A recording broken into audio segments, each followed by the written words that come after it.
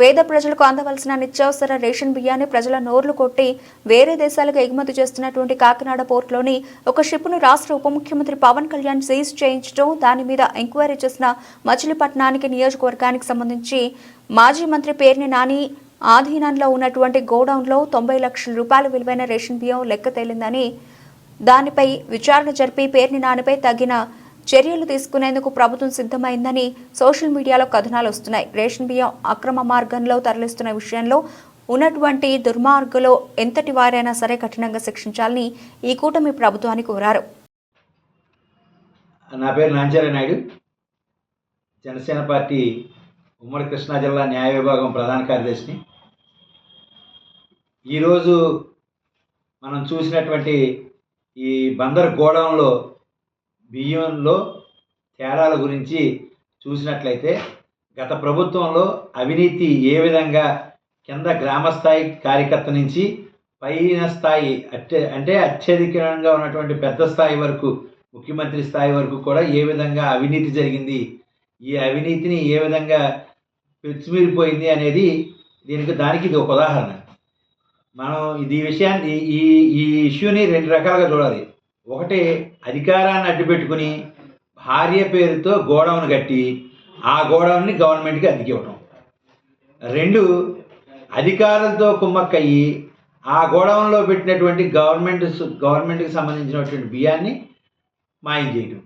ఈ రెండు రకాలుగా, అంటే ఏం చేసినా కూడా మాకు లబ్ధి చేకూరాలి తప్ప ప్రజా ప్రయోజనం మాకు అక్కర్లేదు, మేము కోట్లు పోగేసుకోవాలి, ఆస్తులు పెంచుకోవాలి అనేదే ప్రధాన ఉద్దేశంగా కనపడుతుంది.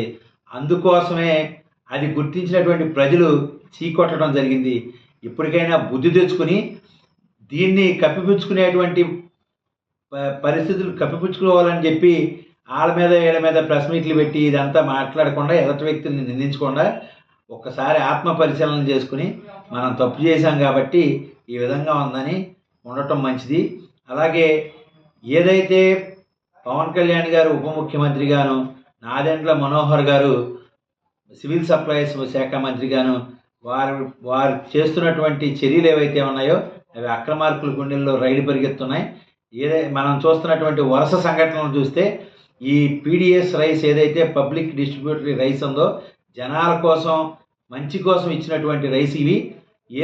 ఈ భారత గవర్నమెంట్ మన భారతదేశంలో ఉన్నటువంటి పరిస్థితుల రీత్యా మనకి ఎమ్నీషియా ఉంటుంది కాబట్టి, రక్తహీనతతో బాధపడతారు కాబట్టి దాంట్లో జింకు, ఐరను, ఇంకా విటమిన్స్ అన్నిటిని పౌడర్ కలిపి దాంట్లో డెఫిషియన్సీ లేకుండా జనాలకి డిస్ట్రిబ్యూట్ చేయటానికి ఉద్దేశమే ఈ పీడిఎస్ రైస్, ఈ పథకం యొక్క ముఖ్య ఉద్దేశం. దీన్ని దగ్గర నుంచి సేకరించుకుని అక్రమ మార్గాల్లో వేల కోట్లు సంపాదించుకోవడం జరిగింది గతంలో. ఇదంతా కూడా అక్రమార్కులు చేసే ఆటలేమి ఇక్కడి నుంచి చెల్లవు. కాబట్టి ఎంత పెద్దవాళ్ళైనా కూడా చట్టం నుంచి తప్పించుకోలేరు అనటానికి ఇది ఒక చక్కటి ఉదాహరణగా మనం భావించాలి.